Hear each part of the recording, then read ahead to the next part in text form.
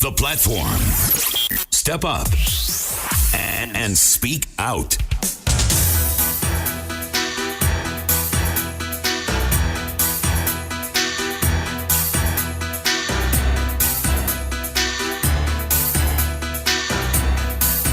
You're tuning to ZFM Stereo, my station, your station, the hottest radio in town. It's Wednesday, and my name is Larry Kwirirayi. On this second part of a two-part series, and we talked about the drama that is happening within the MDC-T and the MDC Alliance. But before I introduce our very high-level guest to you this evening, I want to remind you of some of the frequencies you can listen to us across the country. Chivu 99.8, Kama TV Wange 105.1, Bybridge 106.1, Chimane Mani 91.3, Victoria Falls 106.5, Nyanga 98.2, Kadoma 105.2, Gweru 104.3, Bulawayo, my hometown, 106.7, and we're broadcasting out of Harare, where our frequency is 106.4. Listen to us over the internet on www.zfmstereo.co.zw. Download the TuneIn app, which is available for free, and listen to us live and in charge from anywhere across the world. And of course, you can follow the conversation on Facebook. It's facebook.com/ZFM Stereo. Like our page there, at ZFM Stereo for our Twitter account. Follow us for all the updates of anything that's happening at ZFM Stereo.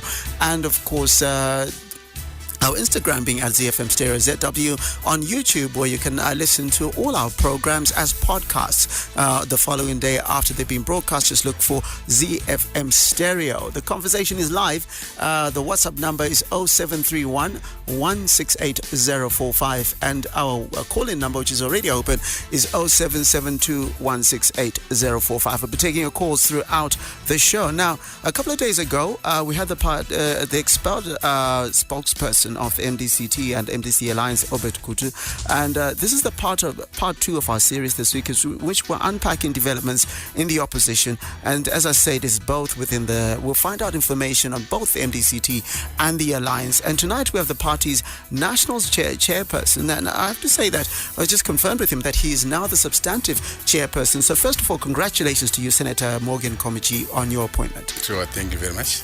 Thank you. So, as I said, throughout the show, you can call in on 0731, or rather call in on 0772 168045, and WhatsApp on 0731 168045. First of all, first thing that we're going to ask, with the firings that took place, the party has split essentially for the third time in as many years.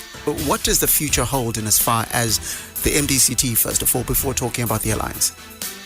Okay, thank you very much. I think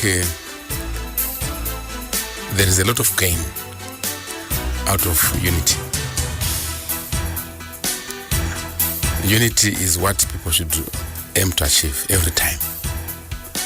Leadership should always endeavor to make sure that the organizations, especially political organizations, are united. So a lot of effort is put to make sure that the party does not disintegrate. And again, it is within really the culture of the party is MDC-T that we always aim to unite people. Always aim to unite people. Of late, we are joined by Tendai Bitin, who left us in 2014. Also joined by Wolf Mingule, who left us in 2005. Today we are a family. We have constituted the original MDC-T. We are happy, and this is always what we want. This is always what we want to see and what we always want to have. So in this situation that we are today, whatever has happened to our esterals, the door is open. The door is open. Mother Tokozano Kupe should come back. Nico Bebe should come back. Godu should come back and work with others. As the leadership of the party, we are open to them. If ever there is anyone who has got the capacity to convince them to come back and join other members and work with us and work for the benefit of the people of Zimbabwe, they are most welcome. What has happened is It's a move that has been taken by the party to resolve the internal problem. I want to give you a situation whereby someone takes poison. You have to be treated for you to survive. But however, the party at the moment followed its constitution. We had a problem, a national problem, which we could not avoid, was the loss of our party president, President Morgan Komichi, and he left a vacance.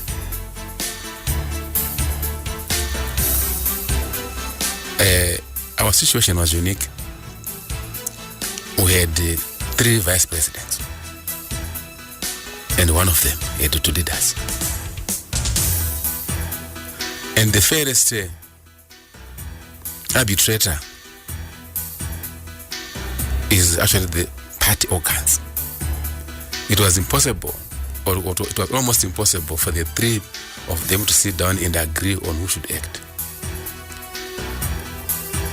So the only way that we could resolve that problem was to go to the party organs.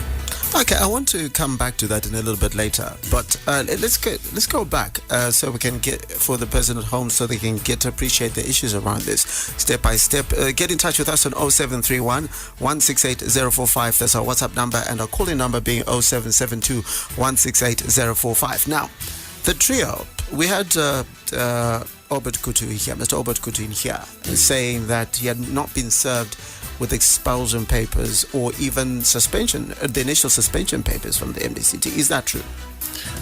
He has been served. In the first place, the National Council sat down and made a resolution to suspend our former spokesperson, and the letters have been returned and they were submitted to his office, and he's got the letters of suspension. So the letters of suspension have been so in essence, who was the person that wrote them? The initial letter which went to Comrade Gutu was written by the SG, Secretary General of the party, Comrade Manzora. But however, a person will not really admit that he has been served, because this is politics and people always want to create a situation where the controversy is always on the media. So the question that I asked, because this is one would say a very damning accusation. Are you saying that he's being economical with the truth in saying that he has not been served? No, he has been served. So when he says he's not being served, that's incorrect? Yes, it's actually incorrect. Was he served after Monday when he was on radio? No, he was served last week. So he was served last week. So you're saying that it was completely untrue of him to say? It was actually untrue. Okay. So now, having said that, you touched a bit on there being room for Dr. Thokozani Kupe and Abednego Bebe as well as Obert Kutu to come back. But under what conditions can this happen? And is this realistically possible given the fact that it's come to this part in which there is almost, for all intents and purposes, a split? I've given you some previous examples. Remember 2005? Mm-hmm. We split with West Mingwe. It was very damaging. And it was almost actually affected our elections when it came to 2008. But we've engaged each other. We have talked over our challenges that we had experienced. And as leaders, we are now working together. Like in the alliance today.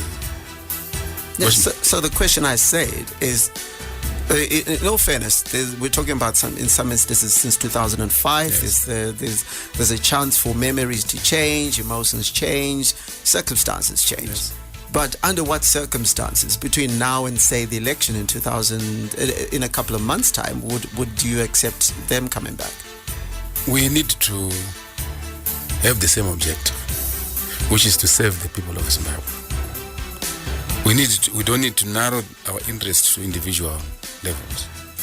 we need to make sure that we are here as a political party to serve the Zimbabweans as a key objective. And we need to be united as a team to go and confront the elections as a team. Because if people are going to be confronting the elections split, you will be trying to serve personal interests. We know the question of leadership is at the center of the so-called split. But really, what is leadership? We can't all be president. One person is going to be president, and that person, the one president is the one which is chosen by the people. At the moment, President Nelson Chamisa is the most popular person in the party. Even if you go right around the country, do your general survey, many people accept the president of the party, Mr. Chamisa. The ordinary people in the rural and urban, he is the one chosen at the moment. Remember, the voice of the people is the voice of God. So we need to follow that. So many leaders within MDC-T should swallow their pride. Their time will come next time. I've got a message here from Farah. He's got a very interesting question. It says, Chairman Komichi is saying Madam Kupe and others should come back. If they are to come back today, would your post back be given back to them, seeing that you're already the chairperson, and opposed, for example, the resignation of Love Momoyo from it? You've already occupied that space. So if they came back today, would they be restored to their positions, or they have to start again? No. We are in a situation whereby if they come, we have not yet filled positions for the vice president. We have not yet filled the position for the spokesperson. If they come and honestly submit themselves to the dictates of the party at the moment, they will be accepted.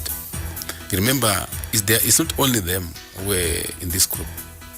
We got members of parliament from Matabeleland, members of the provincial structures from Matabeleland, who came to meet with the president of the party and offered to work with the president. And we resolved as a party that they will remain in their positions. We will not remove them because they've come forward and they've offered to work with others. So really, for the good of the party, the unit of the party, if Madam Kupe could really come back, we'll be so delighted if she comes back, and would work with her, because that is what we want. We don't want people to go away. We don't want to chase away people. That's not our intention. Our intention is to have a united party. But given the certain circumstances, how optimistic of such a situation may you be, or do you think you are? Before we move on to other subjects, we are the leadership. We want unity. We don't celebrate disunity. We also put it before them to be realistic. We also put it before Madam Kupe and the team to be realistic, to see the bigger picture, and really put aside the personal interest that they could have, and respect the call from the people of Zimbabwe. The people of Zimbabwe have got the hope of change. We need to make sure that this party is sustained and it grows. And we need to make sure that the alliance that we've formed is really taken care of and is protected. So we don't want really to have the key values of our survival be threatened by personal interest. 0731-168-045. Mandla Mpofu from Nyamandlovu says, the more you try to get united is the more you split. Does Senator Komichi suggests that they can lower back to Dr. Kupe and Gutu, especially when Dr. Kupe and Bebe are citing and accusing the party of being tribalistic. So given that sticking point, can you get them back? This is not the first time to be accused as a tribal party. Remember, I always go back to the first split. The team led by Osman Mwe and Gibson Swanda went away with the same claim that we're a tribal party. Morgan Komichi doesn't like Ndebelers, but it's not true. We're a national party. We want everyone to play a role. We respect every community in Zimbabwe, wherever you come from. We believe in a very simple concept. A party does not grow along the tribal lines. The party grows along national lines. And as MDC-T as such, it's a national party. Look at it. It is there in Binga, it is there in Cholocho, it is there in Umzingwani, Bedbridge, Chipinge, all over. It's a national party, which therefore means among its key values, it does not really encourage tribalism. So these accusations that we hear today are just political accusations, and it's a sign that people are fighting. But truly speaking, on the ground today, Matabeleland, if you look at what rally that we held in Dete 2 weeks ago, it was highly attended. If you look at the rally that we had, that we also that we had in Plumtree, it was great, and all our structures are intact in Matabeleland. We still have the provincial executive intact in Mat North Province, and we still have a provincial executive intact in Bulawayo. We still have a provincial executive intact in Matabeleland South. So really, the question that MDC-T is a tribalistic party is not true, because the leadership of the party is still intact. Almost 90% of members of parliament from Matabeleland are with us.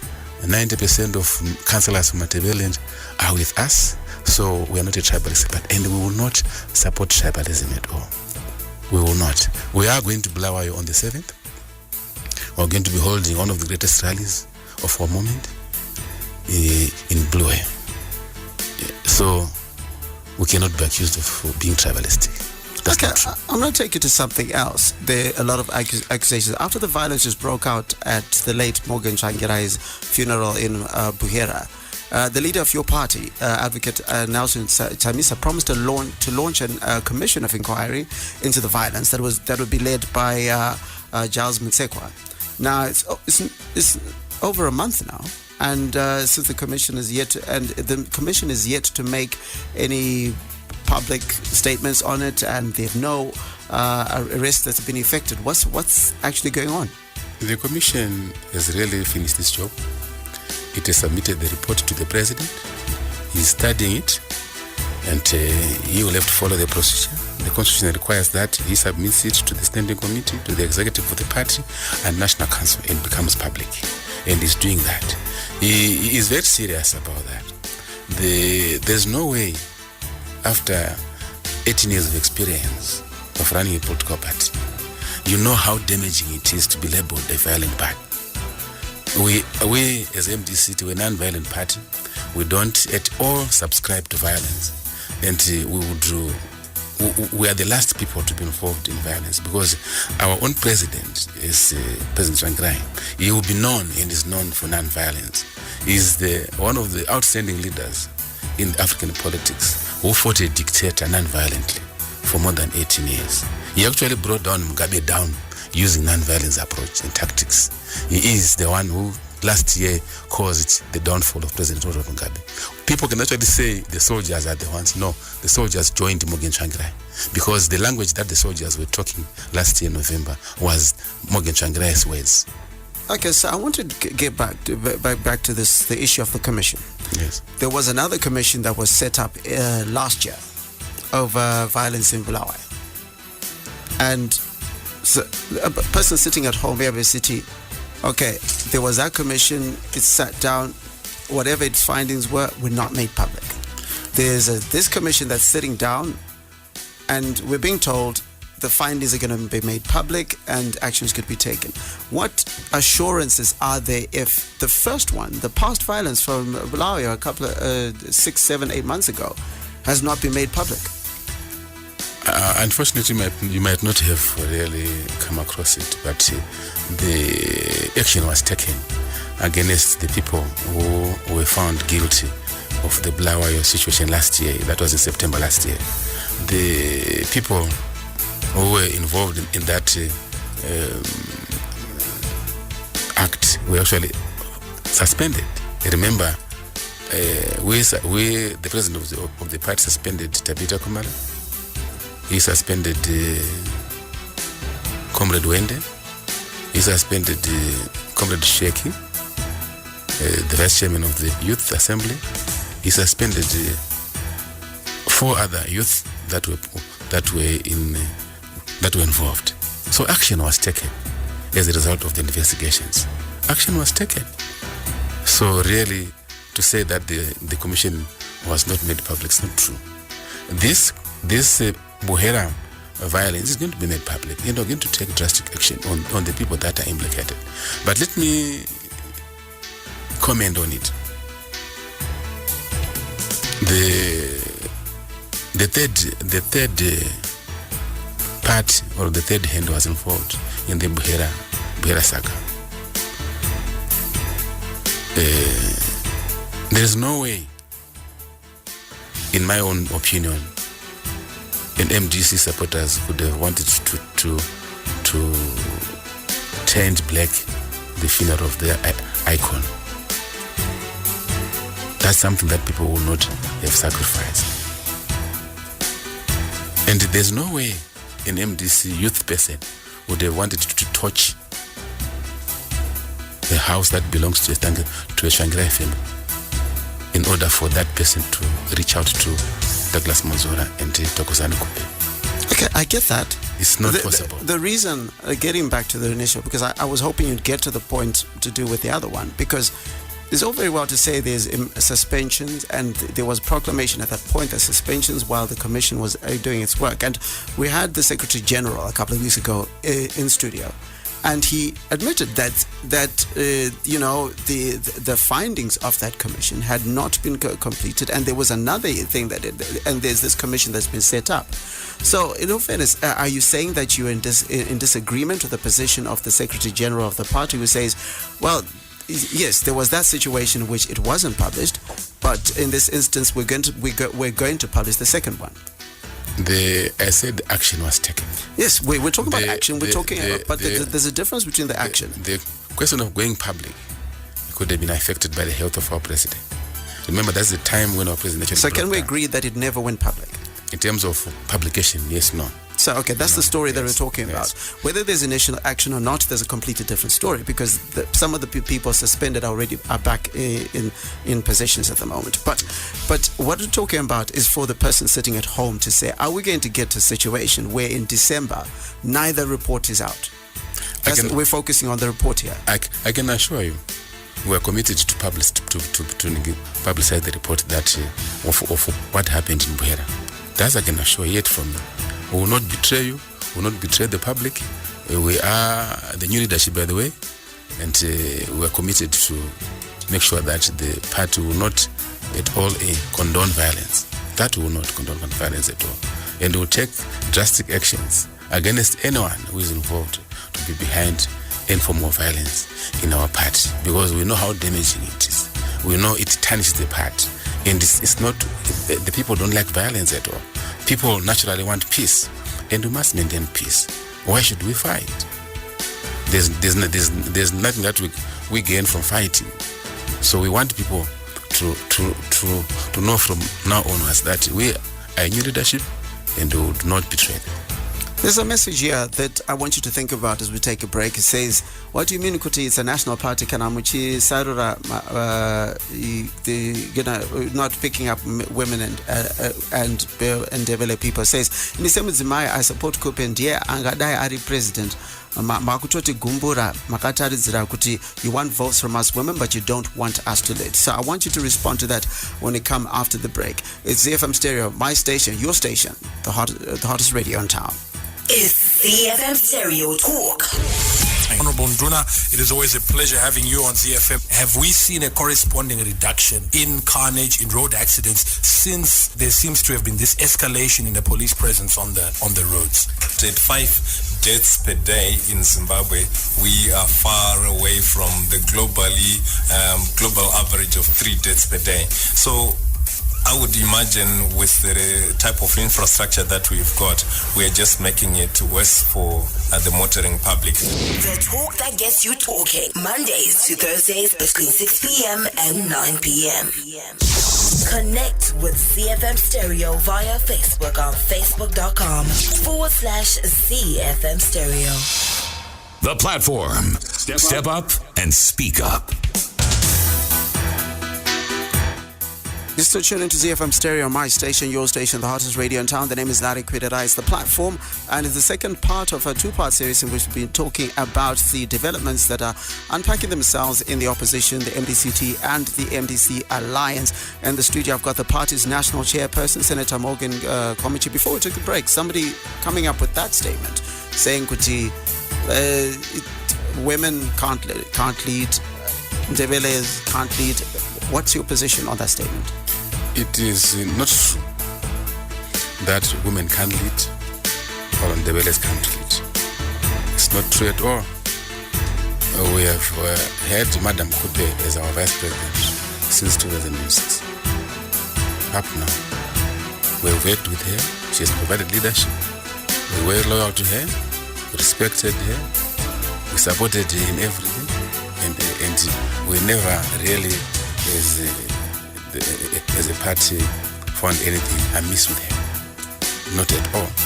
And the people in Matabeleland, some support Madam Kupe, and that be true. Some still support President Nelson Chamisa. People from Matabeleland, Ndebeles, to support Nelson Chamisa. So really, it's not a question of selecting or trying to say a woman cannot lead or a Ndebele cannot lead. We have leaders in Matabeleland. We have the chairpersons of the provinces are people from Matabeleland. Chairpersons of the districts are people from Matabeleland.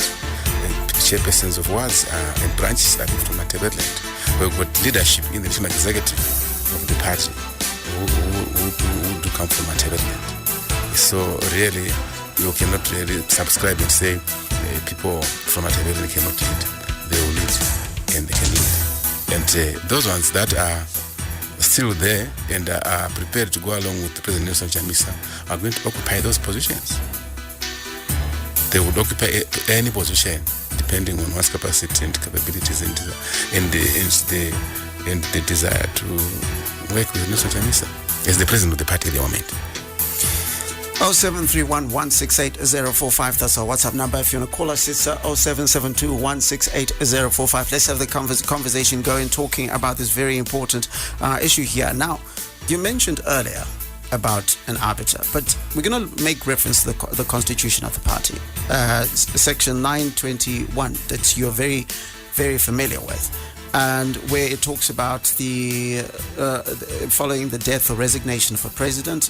It says the deputy president assumes the role of acting president pending the holding of an extraordinary congress that shall be held to elect a new president, with which extraordinary congress to be held no later than a year from the death of the resignation of the former president. Now, the party's constitution suggests that when the incumbent person's on, of course, the vice president assumes the position for a certain period, without there being declared a substantive president in this instance. Now, in this instance, this has been made. And earlier you mentioned the fact that it was very popular and had the power and so forth. Do you not agree? And this is something that Mr. Gutu on Monday was harping on about, that the constitution was simply not followed in that in making that appointment. I think it is his own personal view or his own personal interpretation of the constitution. Initially, the challenge that the party is faced with is that it has got 3 vice presidents. Initially, you got to define who is the acting president. You got to define that among the 3. It's not there in the constitution. It doesn't. The constitution simply says the vice president, but it does not mention the name, whether Chamisa, Mzuri, or Madam Kupe. So there's a dilemma there.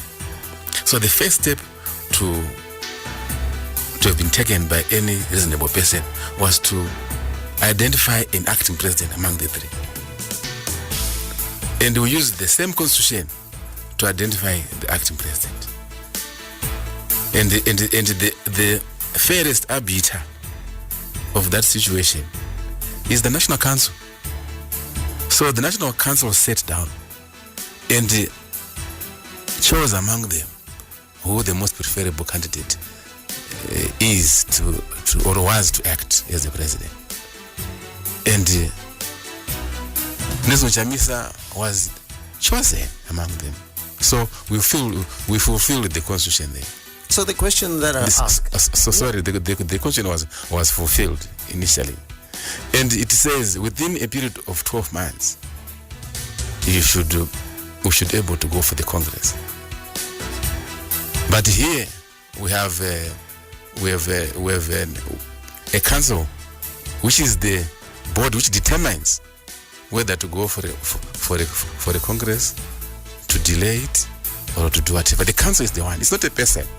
It's not Shamisa or Madam Kupe or Engineer Mzuri who should say, let's go for the Congress. It is the organ of the party. And in the Constitution, it's stated very well, with 2/3 of the members of the National Council should subscribe to the holding of a Congress. It needs wisdom as a Congress, as a council, National Council.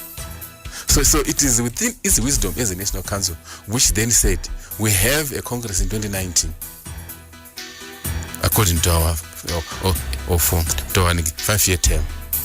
We will go at the Congress at that particular time. But at the moment, we as a council, we can actually make our because in between Congresses, National Council is with the power to do the work of the National Council, of the National Congress, in between Congresses.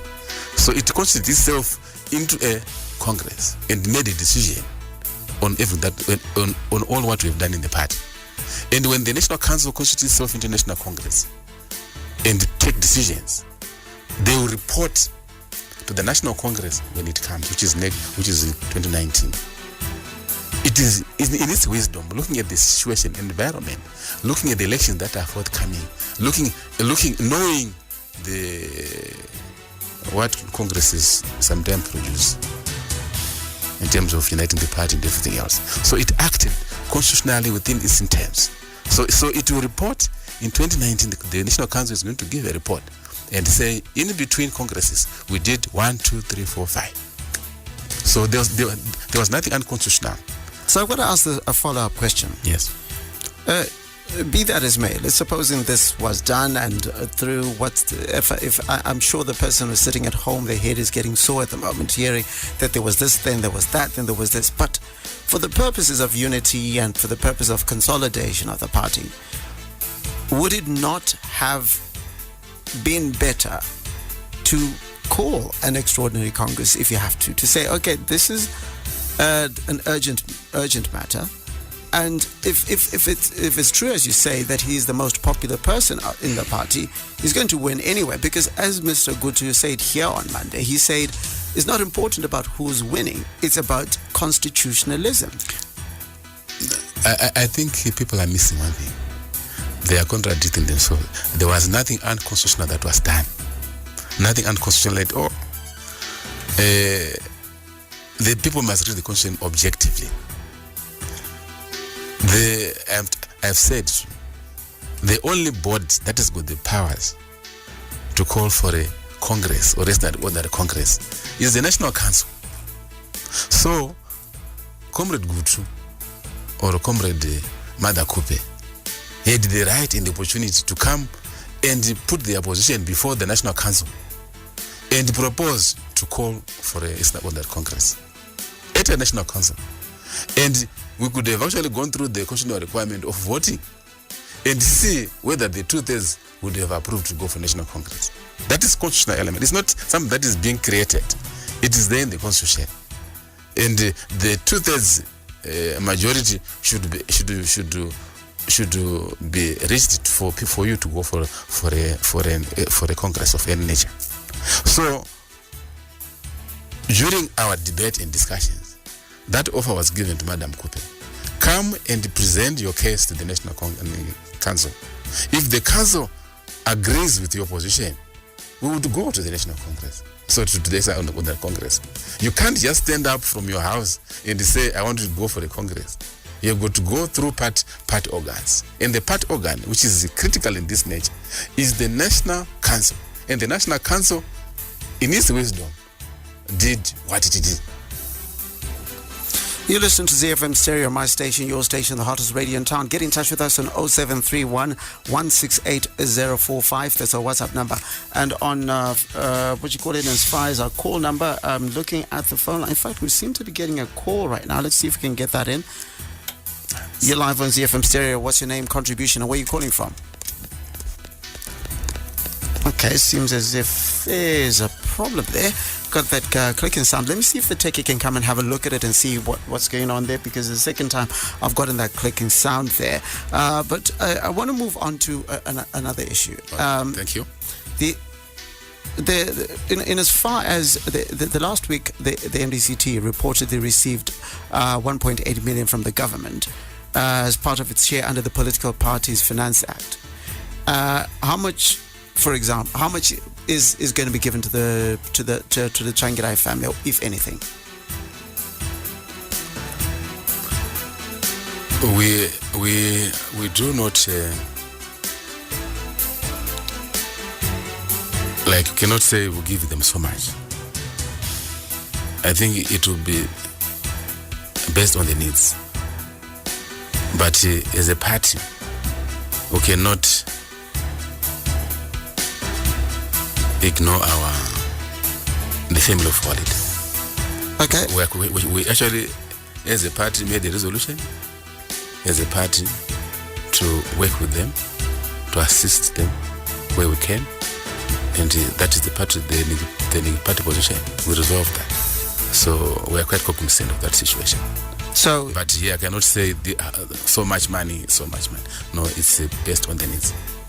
So the question that I ask is, we've got some figures that have been thrown around that are being attached to different individuals. Some saying Advocate Chamisa suggested $10,000, while the likes of Douglas Monzora suggesting that you should hand over all the money in honor of his contribution to the party. Is there any truth to any of these figures? The figures do vary, but what I can say is that as a party we made a resolution to assist the party based on the needs. So the figure can be 10,000, the figure can be 20,000, depends on the needs, because we need to engage the family and get and hear what is on their priority, and to be able to attend to that. And has there been any assistance, any funds so far, even before this, that have been channeled towards the family so that it survives? We're actually going to be, as a party, going to pay an official visit to the Tsvangirai family. We're going to be sending a delegation to go to Buhera and meet down with the family and sit down with the family and resolve some of those issues. Officially, we've actually put up a delegation. And I'll lead the delegation myself, the chair of the party. I'm going to lead the delegation, and we're going to be meeting with them. So details will be then crafted after the meeting. So is this the first meeting, or has there been preliminary meetings before? And before this, have there been any other meetings? Several meetings have been held. And these are those several meetings are the ones that have culminated to the official visit that will be sending a delegation to Buhera to go into some details. Okay, and now looking forward to issues and it's to do with seats. Now, Advocate Chamisa said it faces a rebellion from sitting members of Parliament for imposing a $1,000 non-refundable application fee for sitting MPs want to be considered as candidates for the harmonized elections this year. How would this issue going to be handled, and how has it been handled before? This is not something new. It's not something new. The MDC-T as a party survives or is funded by its members. The membership subscriptions are there. Every member in the party from time to time contributes something towards the operations of the party. And we are now going to an election. We should fund ourselves. And here we have an honored person who is in Zarabani, and who is just a farmer, a peasant farmer. And we have somebody who is like me, who is a senator, And really, we should make some difference. This is really a contribution towards the operations of the party. There's nothing to do with the president of the party or nothing to do with Nelson Chamisa. It's not that. It's actually a party resolution through the National Council which said we must contribute towards the operations, the operational cost of our party. And we are currently running a very fundamental project, which is we are currently receiving CVs from the members of parliament, and we need to administer that process, we need to run that process, and we are going for an election. We need fuel, we need so many things for us to run an effective election. So I don't see anything amiss by asking our members of the party to contribute openly. We would not force. It was not the president of the party who said we should pay. It was the National Council which saw it fit that members of the party should contribute. Really, $1,000 is nothing out of what the members of parliament earns per year, really. And I find quite a normal process and procedure to be followed, because in other countries like Kenya, Ghana, and other major countries, they actually, members of parliament actually contribute some substantial amount of money towards the running of the party.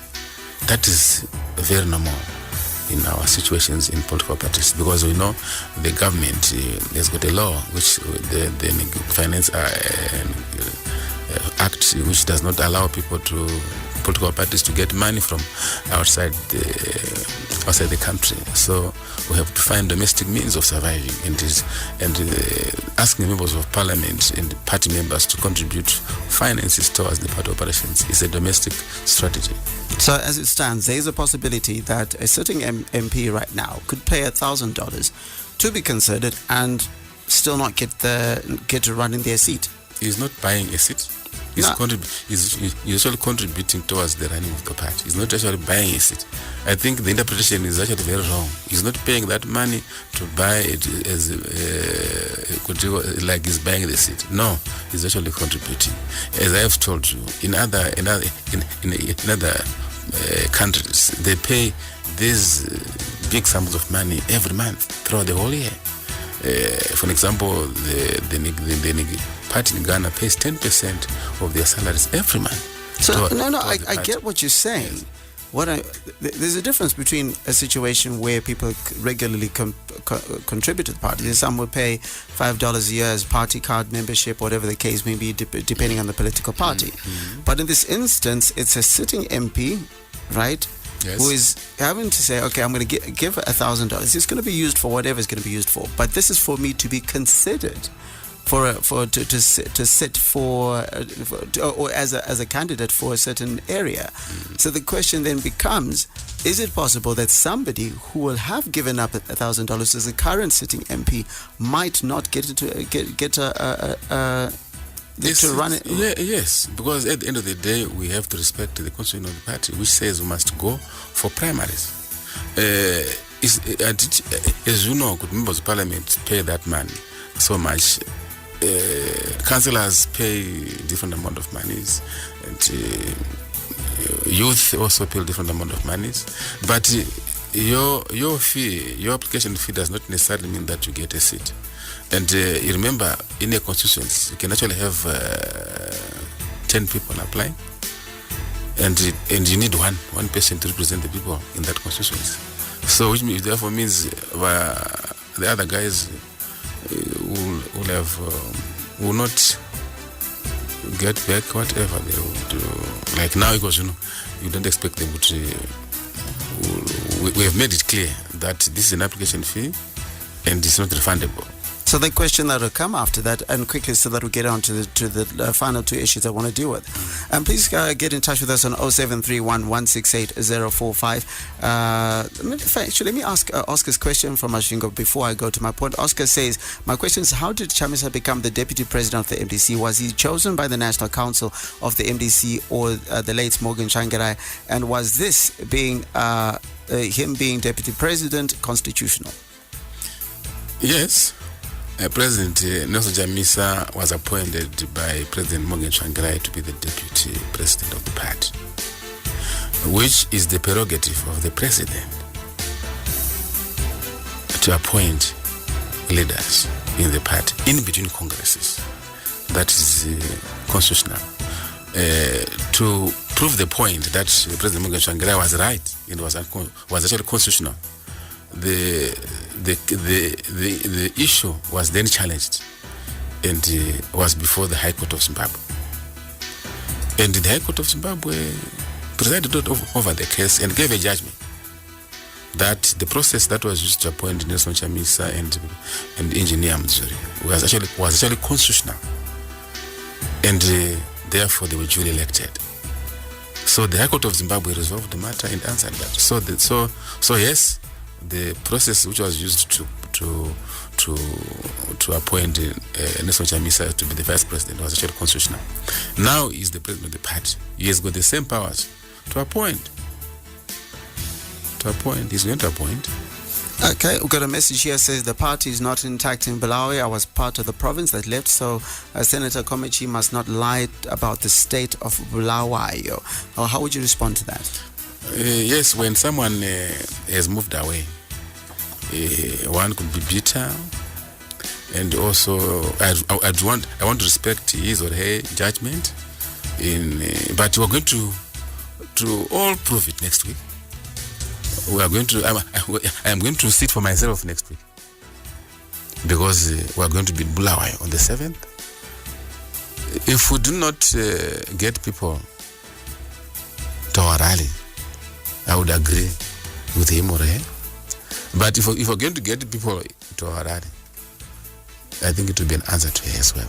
Okay, so on the back of that, there are reports that the party is busing large numbers of people to its rallies, and there are pictures on social media, watching social media, of people traveling to your rallies.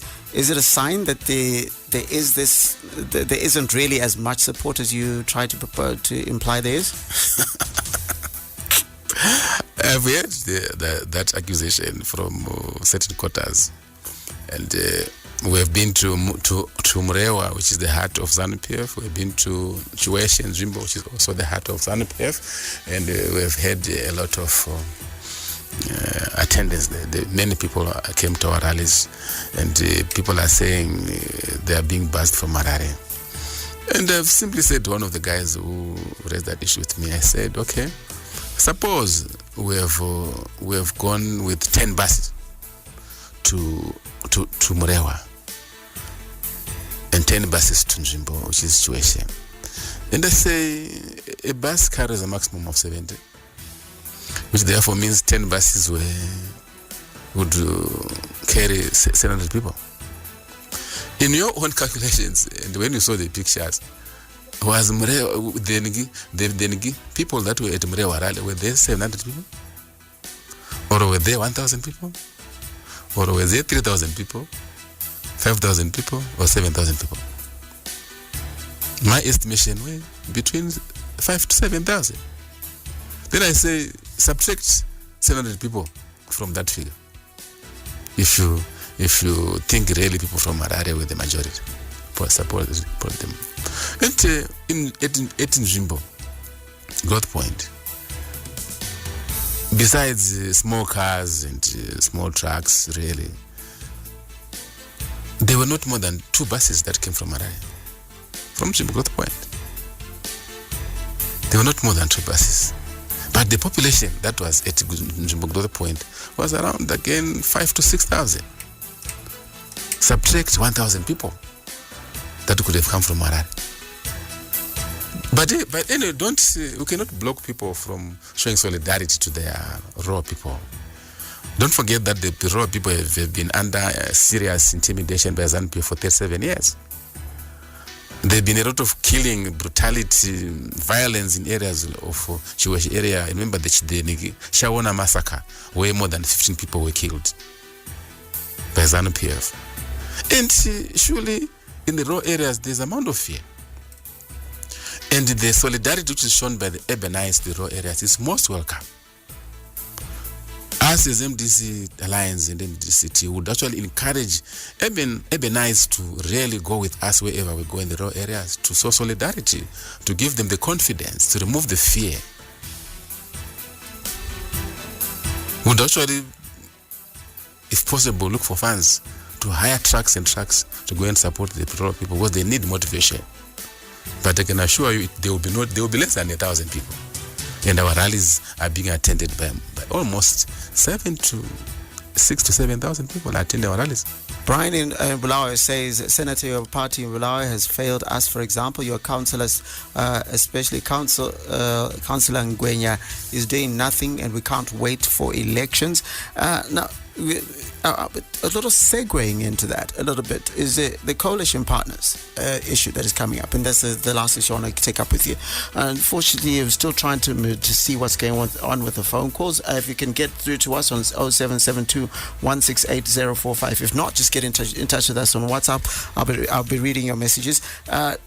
So some of the coalition partners are threatening to pull out, and they're accusing the chairperson, Advocate Chamisa, of being big-headed and imposing MDC-T candidates in 19 constituencies initially served for other parties. This was raised by Transform Zimbabwe leader, for example, Jacob Ngarivume.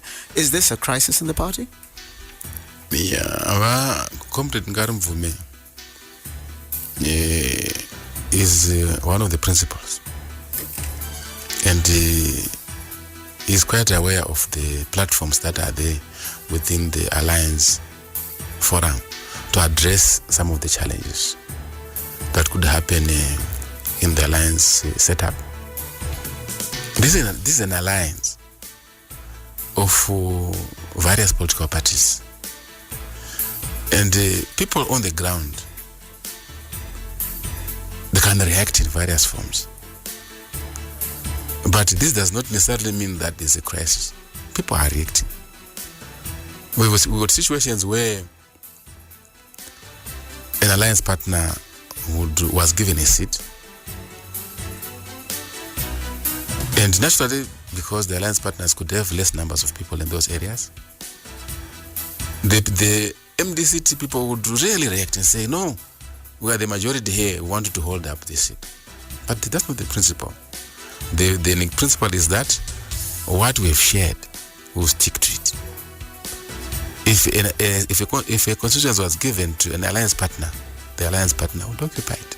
But then the question, the question that they ask, based on that statement, if someone is saying on the ground, Kuti, you know what, this is MDC-T,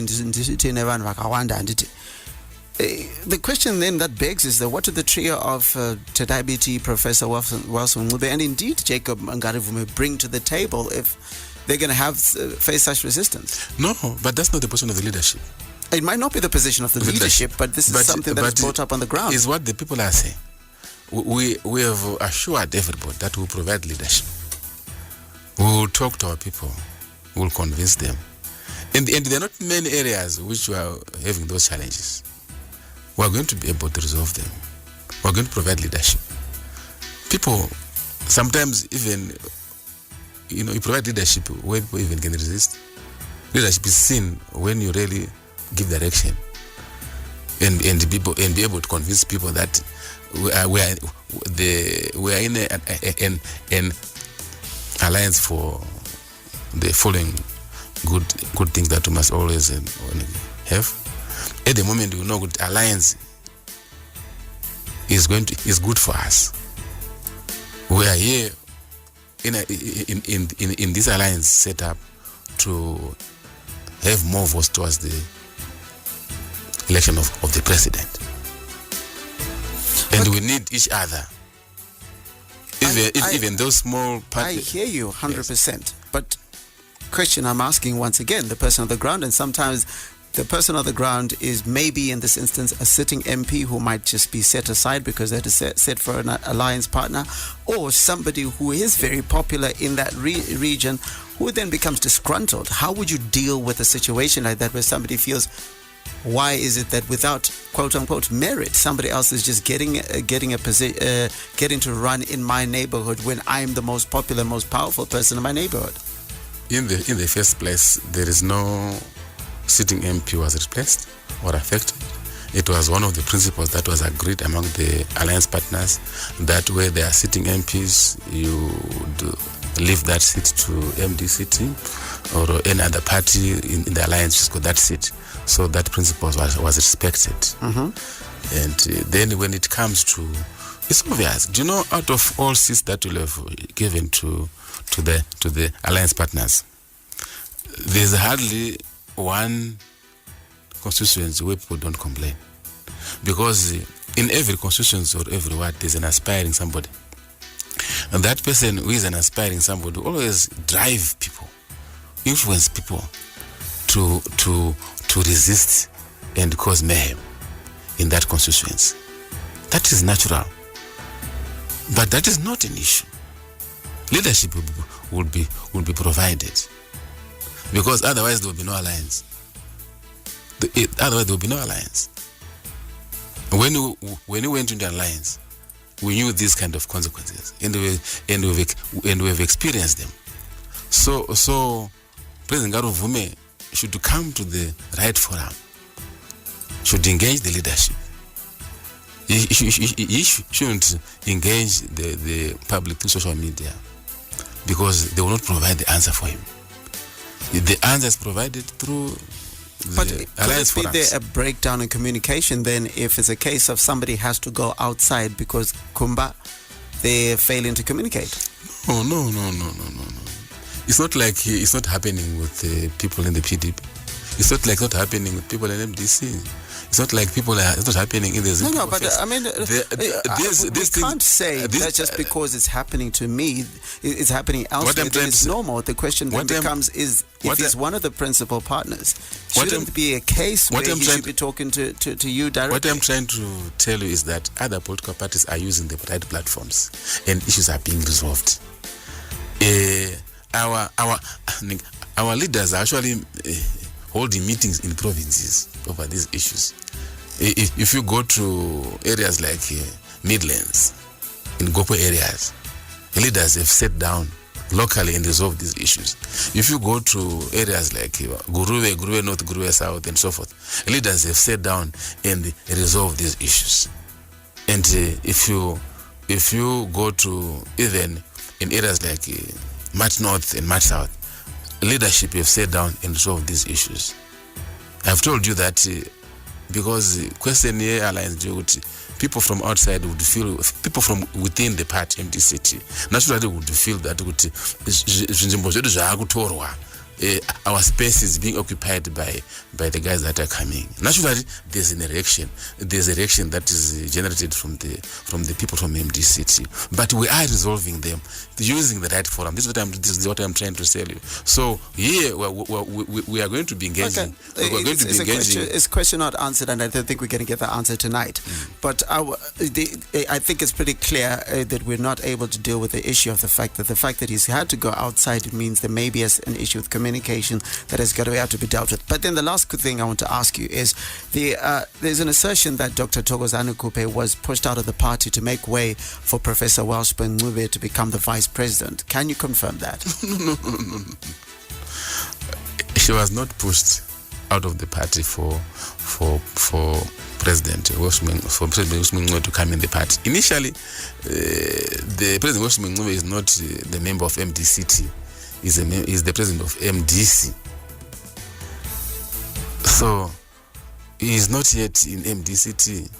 People should have said that if he had joined MDC-T. He has not done that. So really,